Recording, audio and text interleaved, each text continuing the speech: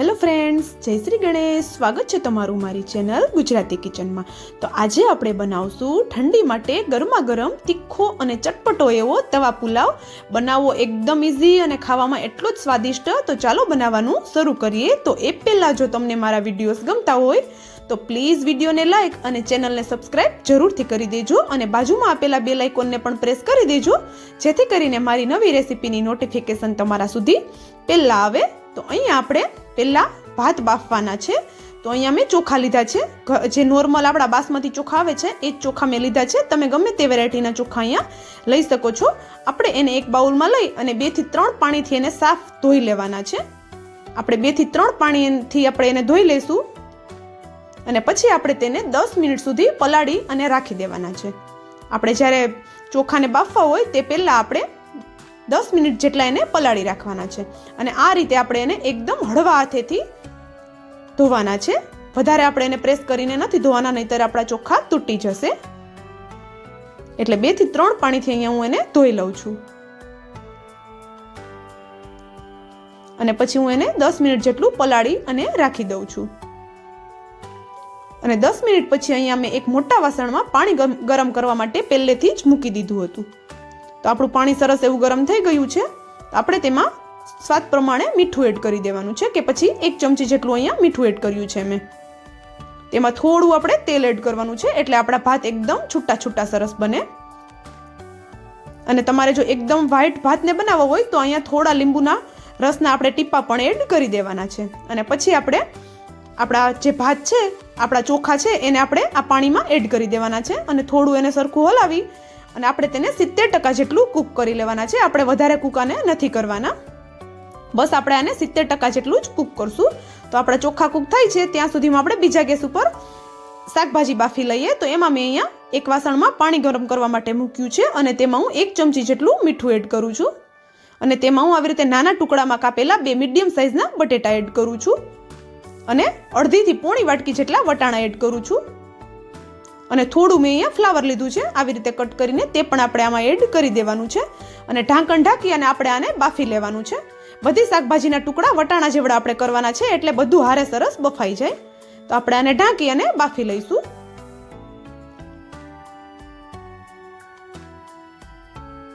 તો આપણે હવે ભાતને ચેક કરી લઈશું.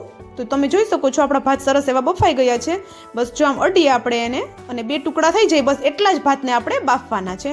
જો વધારે આપણે એને નથી બાફી દેવાના. અને ભાતને આપણે કાણાવાળી ચાળણીમાં કાઢી અને એક થાળીમાં પાથરી દેવાના છે, જેથી કરીને ઠંડા થઈ જાય. તો હવે પછી આપણે પુલાવ માટેનો વઘાર કરશું. તો તેના માટે આપણે એક તવો લઈ લેવાનો છે અને તવો ના હોય તો આવી રીતે એક મોટું પોળા તળિયાવાળું વાસણ લેવાનું છે અને તેમાં હું થોડું બટર એડ કરું છું અને 1 ચમચા જેટલું તેલ એડ કરું છું. બટર તમે અહીંયા તમારી રીતે વધારે ઓછું કરી શકો છો અથવા તો સ્કીપ પણ કરી શકો છો, પણ બટરનો ટેસ્ટ આમાં બહુ જ સરસ આવે છે. અને તેલ અને બટર આપણું થોડું ગરમ થાય પછી આપણે તેમાં જીરું એડ કરવાનું છે. જીરું થોડું ફૂટે આપણું પછી આપણે આમાં 1 લાલ મરચું એડ કરી દઈશું અને ઝીણું કાપેલું અહીંયા હું લીલું મરચું એડ કરું છું અને અડધી ચમચી જેટલું આદું એડ કરું છું. તેને મેં ઘસી લીધું છે. લીલા મરચાં તમારી તીખાસ પ્રમાણે તમારે એડ કરવાના રહેશે. આ પુલાવ થોડો તીખો અને ચટપટો હશે તો જ તેનો ટેસ્ટ એકદમ સરસ આવશે. તો અહીંયા આપણે થોડું આને મરચાં વધારે એડ કર્યા છીએ. અને મારા મરચાં જે પેલી નાની મરચી આવે છે, તીખી મરચી, એ છે.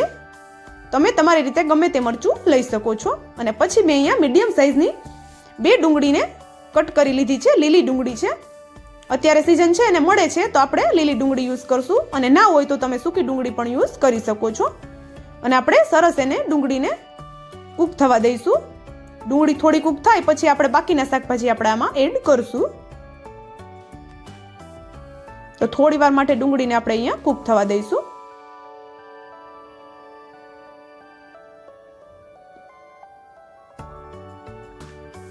તો આપણી ડુંગળી થોડી કૂક થઈ ગઈ છે. પછી આવી રીતે મેં એકદમ ઝીણું ઝીણું કટ કરીને ગાજર લીધું છે અને થોડું મેં અહીંયા શિમલા મરચું લીધું છે. તમે અહીંયા ગાજરને બાફી પણ શકો છો, પણ આ રીતે જો ગાજર એડ કરશો ને તો તેનો ટેસ્ટ બહુ જ સરસ આવશે. એકદમ ક્રન્ચી એવું ગાજર તમને આમાં લાગશે. તો આપણે ગાજરને પણ થોડી વાર થવા દેવાનું છે. આપણે બધા શાકભાજીને થોડી વાર માટે થવા દઈશું. તો શાકભાજી સરસ એવા આપણા અહીંયા કૂક થઈ ગયા છે. હવે તમે જોઈ શકો છો. તો પછી આપણે તેમાં મીડિયમ સાઇઝના 2 અહીંયા મેં ટમેટા લીધા છે. સાવ નાના નહોતા, મીડિયમ સાઇઝના હતા એવા મેં 2 ટમેટાને ઝીણા ઝીણા કટ કરી લીધા છે અને તે પણ આપણે આમાં એડ કરી દઈશું. અને એમાં આપણે સ્વાદ પ્રમાણે મીઠું એડ કરી દઈશું, જેથી કરીને ટમેટા આપણા જલ્દીથી કૂક થઈ જાય. અને બધું આપણે સરસ મિક્સ કરી દેવાનું છે. ટમેટાનું પ્રમાણ અહીંયા થોડું વધારે રહેશે, કારણ કે ટમેટાનો ટેસ્ટ આમાં બહુ જ સરસ આવે છે. એટલે આપણે બધું સરસ મિક્સ કરી લઈશું અને ટમેટા આપણા થોડા સોફ્ટ થાય ત્યાં સુધી આપણે આને થવા દેવાનું છે. અને આપણે આમાં ચપટી હિંગ એડ કરવાની છે. અને અહીંયા હું લાલ મરચું લઉં છું. તો અહીંયા હું મસાલિયાની જે ચમચી હોય છે એ ચમચીથી મેં અત્યારે 1 ચમચી જેટલું લાલ મરચું એડ કર્યું છે, કારણ કે આપણે લીલા મરચાં પણ આગળ એડ કર્યા છે, એટલે જોઈને આપણે એડ કરવાનું છે. અને 1 ચમચી જેટલું મેં અહીંયા ધાણા જીરું પાવડર એડ કર્યું છે. અને 1 મોટી ચમચી મેં અહીંયા પાઉંભાજીનો મસાલો લીધો છે. બધું આપણે સરસ આપણા શાકભાજી હારે મિક્સ કરી લેવાનું છે. પાઉંભાજીનો મસાલાનો ટેસ્ટ તમને જો વધારે જોતો હોય તો તમે 1.5 ચમચી જેટલો પણ એડ કરી શકો છો. આવી રીતે ચમચાથી બધા શાકભાજીને થોડું એવું આપણે મેશ કરી લઈશું.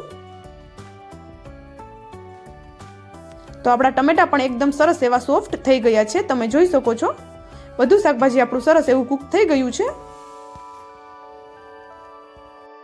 તો હવે આપણે અહીંયા બાફીને જે રાખ્યા હતા શાકભાજી તે એડ કરી દઈશું.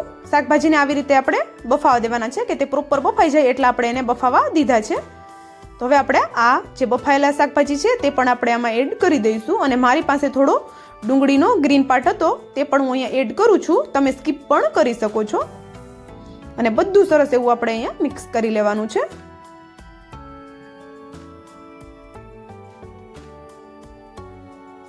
અહીંયા હું શાકભાજીનું પ્રમાણ થોડું વધારે રાખું છું. તમે તમારી રીતે વધારે કે ઓછું શાકભાજીનું પ્રમાણ કરી શકો છો. જો આવી રીતે થોડું વધારે પ્રમાણ રાખશો તો પુલાવ થોડો સ્ટીકી બનશે. વધારે નહીં બને, છૂટો જ બનશે, પણ થોડો સ્ટીકી લાગશે તમને. અને જો શાકભાજીનું પ્રમાણ તમે અહીંયા થોડું ઓછું રાખશો તો એકદમ છૂટો છૂટો તમારો પુલાવ બનીને તૈયાર થશે. પણ આપણે તવા પુલાવ છે તો એમાં થોડું શાકભાજીનું પ્રમાણ આપણે વધારે જ રહેશે.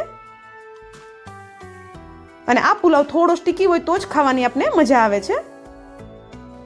તો આવી રીતે આપણે મેસરની મદદથી આપણે જે મોટા મોટા ટુકડા દેખાય છે બટેટાના તેને આપણે મેશ કરી દેવાના છે.